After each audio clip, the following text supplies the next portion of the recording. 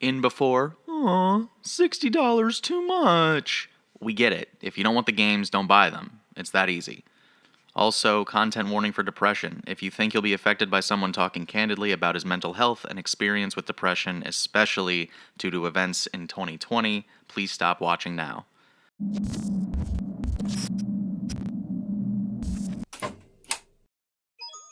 It's me, Mario!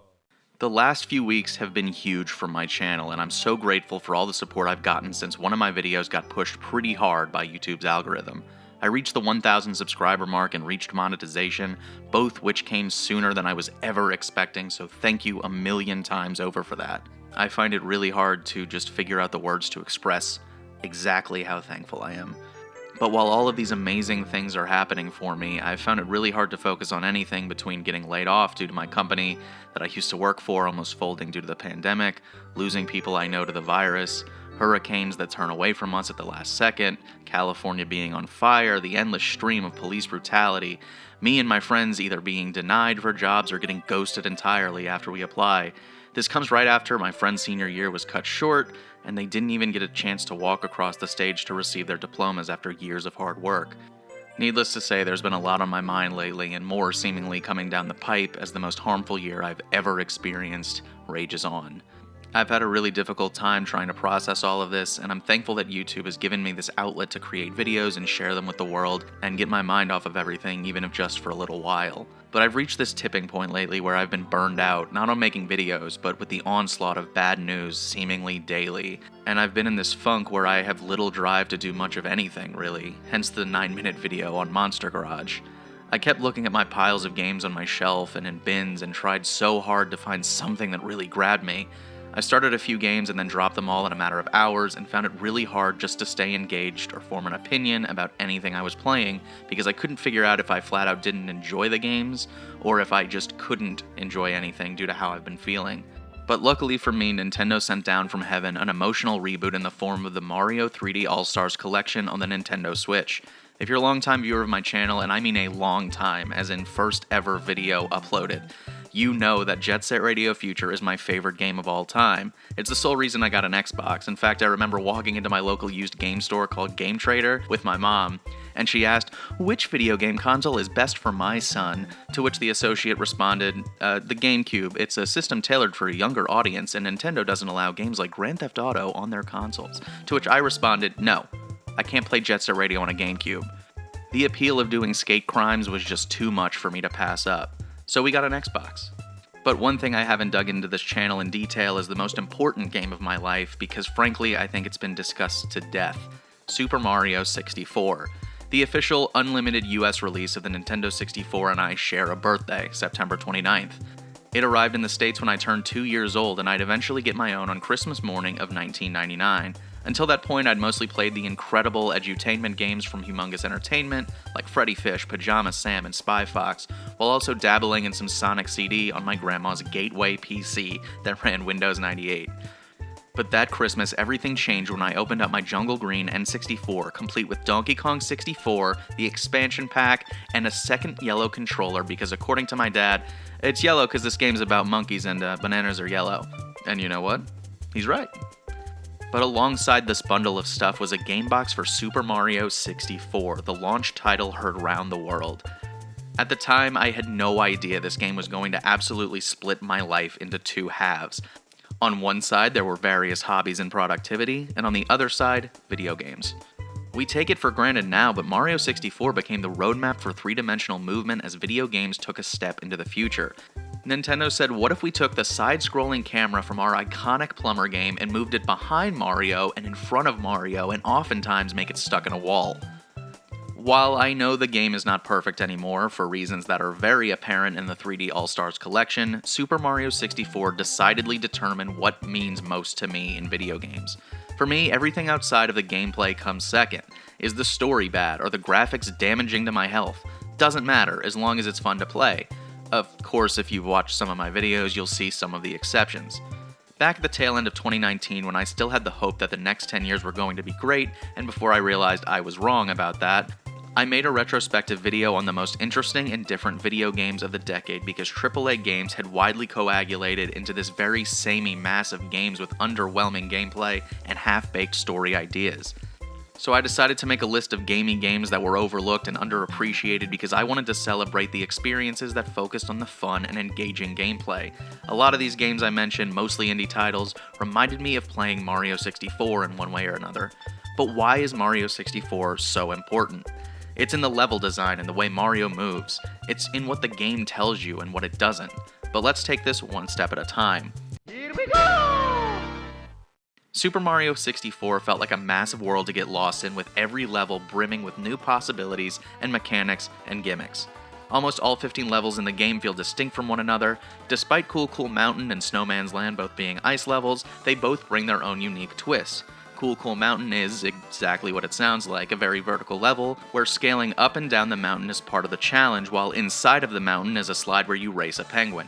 Snowman's Land is a wider field with a huge snowman centerpiece with an ice bully trying to push you into the water that's so cold and icy it freezes Mario to death slowly, while also offering an ice maze to get lost in.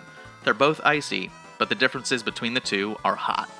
And while there are plenty of levels where the challenge is to get to the tip-top point of X level to collect a star, it doesn't really feel like a repetitive chore because Mario's movement is so much fun, and controlling him in the multitude of ways is enjoyable enough that it's a reward in itself.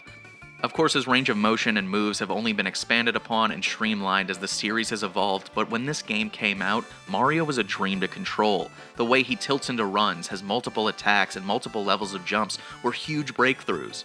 You've got long jumps, double jumps, triple jumps, wall jumps, and backflips to consider when trying to get onto platforms. It was revolutionary back then.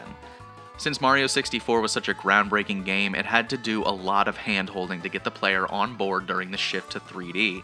As such, Lakitu is introduced as a character to represent camera control, a tactic that I still think is incredibly clever, because it lets you justify why, again, the camera gets stuck in the wall so often.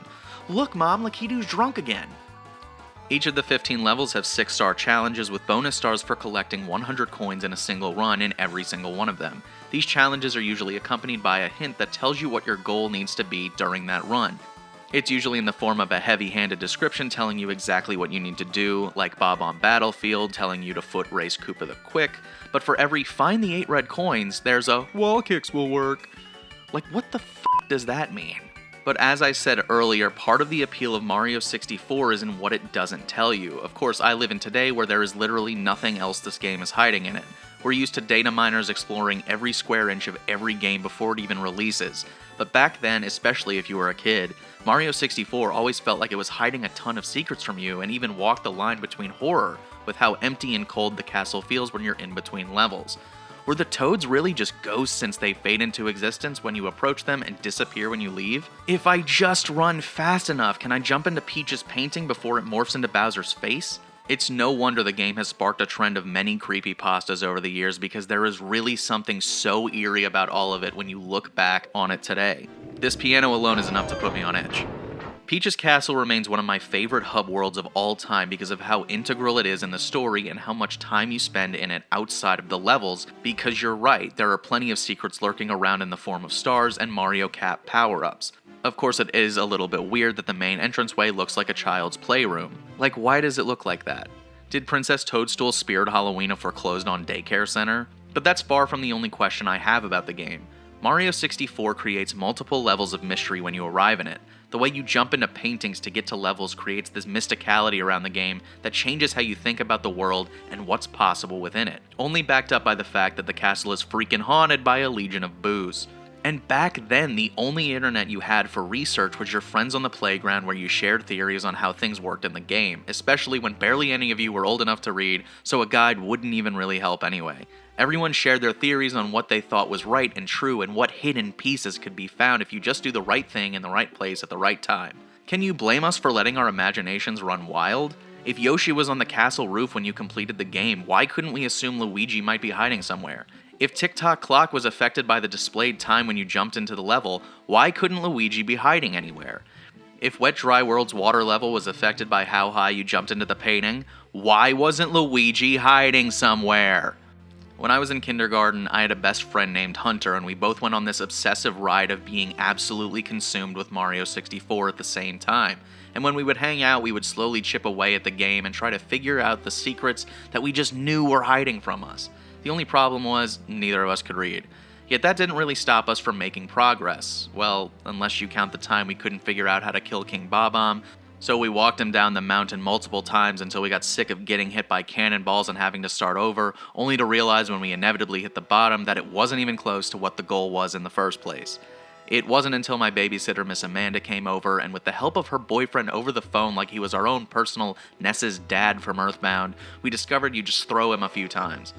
But this disembodied voice on the phone also had the leg up on us in one other area. Remember that guide that was useless because us kindergartners couldn't read yet? He had it.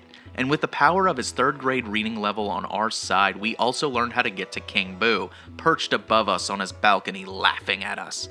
Slaughtering an undead spirit never felt as good as it did that Friday evening in 2000. After that, I was determined to learn to read ASAP, so by the end of kindergarten, I was reading chapter books. So I guess you can thank Mario 64 for forcing me to read. In the years since kindergarten and my initial run-through of the game, I've revisited the original Mario 64 a few times, usually when I needed a reboot to remind me of why I love video games in the first place, or as some sort of comfort food when I was at my lowest. The last time I played through this game was in 2014, right after I almost failed my way out of college due to my own shortcomings and disregard for my general well-being. It was a time when I needed a reset button for life, and Super Mario 64 filled that void. So that brings us today when I am desperately in need of another reset button. The Super Mario 3D All-Stars collection is here, giving us 3 different classic games in one small package, and in the 2 weeks between announcement and release, there was a hefty amount of speculation about what Nintendo actually did to upgrade these ports outside of increasing the resolution to HD, and if you guess nothing, well, you're not far off. Honestly, it's not that big of a deal to me because having Galaxy, Sunshine, and 64 on one cartridge in higher definition is plenty for me. I'm not that worried about it. But because little was done to upgrade the game, Super Mario 64 is here in its original glory, warts and terrible corner collision detection and all. The camera is as terrible as you remember. Also, for some reason, the D-pad has movement support so you can create that 64 DS feel that you all crave so much. When I turned on the game and heard that familiar doo-doo-doo-doo-doo-doo, I genuinely almost started crying. I felt this comfort flow over me that I haven't felt all year. In spite of the expected weirdness of controlling a 20-plus-year-old game, Mario 64 feels really good on the Pro Controller, and I genuinely feel like I was better at the game while using it. I don't think I've ever caught the rabbit in the basement so easily before, and Rainbow Bowser didn't quite feel as brutal as it was the last time I played it. I wish I could chalk that up to my natural skill, but I think having a modern controller with a modern analog stick and a mostly locked frame rate helps out a lot. The biggest change to the game is the graphical overhaul. Mario 64 is now displayed in a crispy 720p resolution, which means that eel from Jolly Roger Bay that haunted your nightmares as a kid is now smooth and its teeth look sharper than ever. There's something slightly oxymoronic about an HD resolution game in a 4:3 aspect ratio, but for me it wasn't as jarring, even though I am positively sure it will be for a lot of people. I've never emulated the game, so this is literally the only way I've ever known it to look outside of screenshots online of mods that change the frame of view. I also find it funny that no matter how crisp the graphics are, most of Mario 64 is not attractive at all, and you can see the lines where the tiles are all sewn together. I do wish some under-the-hood tweaks and adjustments would have been made because that janky collision detection when you're teetering on the edge of something is frustrating and you never know if it's gonna go your way or not. Mario also feels as clunky as he did back then sometimes, especially when you're trying to do the end-over-end wall jump, where you change directions quickly to make him flip, but he ends up just doing a normal jump backward and kills his momentum. It's not the worst thing in the world, but after playing newer Mario games where it's fixed, I really wish it would have been ironed out here. I think it's clunky enough that it will put some people off, especially if they play one of the other 3D Mario games before returning to 64, or even just playing it for the first time. But now that we've talked about the past and the present of Super Mario 64, I do want to take a brief look forward at the future of the game. More than anything, I'm happy with the collection being what it is because these titles being on Switch will be more accessible in the future. Of course, it'll only be accessible until March of 2021, but I am very hopeful that Nintendo will announce something that will make this video out of date and reconsider canceling the compilation or sell the 3 games separately because frankly it's pretty stupid and frustrating that they're doing this. But Nintendo, as always, is gonna Nintendo. But by bringing these games to the console now as a physical and digital release that isn't attached to the virtual console, while the Switch is selling gangbusters, I am excited for all the people getting to experience this game for the first time, even in spite of its flaws that I really wish were fixed, and I can't stress that enough. They really should have fixed all of it. But Mario 64 was my first real heavy-hitting game that changed the way I look at video games as a whole, and I am so hyped about the idea that there is a kid out there who is going to get a Switch for their birthdays or Christmas that are going to get this compilation as their first game, and Mario 64 will be their first real game too if they don't choose Galaxy or Sunshine first, but still, it's so cool. My girlfriend's cousin is one of those kids who just got a Switch on his birthday, and he is a Mario fiend. He has Odyssey, and he's played Galaxy on our Wii, and I'm so excited that he's getting the 3D All-Stars collection soon, mainly because I am going to look like a god when he asks me to get the Wall Kicks Will Work star. The point is, the future looks bright for Mario 64, and with as hard as this year has been, the fact that I have a new way to play this game makes things feel brighter, even if just for a little bit. But thank you so much for watching and supporting the channel this past year. The response to my videos has meant the world to me, and I'm excited to keep going on with my channel. If you liked the video, be sure to leave a like on it. Tell me what theories you had as a kid about the hidden secrets that may or may not have existed in Mario 64. I have a ton that never made it into the video, and I would love to hear some of your theories and how you managed to justify them as a kid. And lastly, if you want more videos like this, please hit the subscribe button and hit the bell icon to make sure you never miss one of my uploads. Thanks again, and have a good one.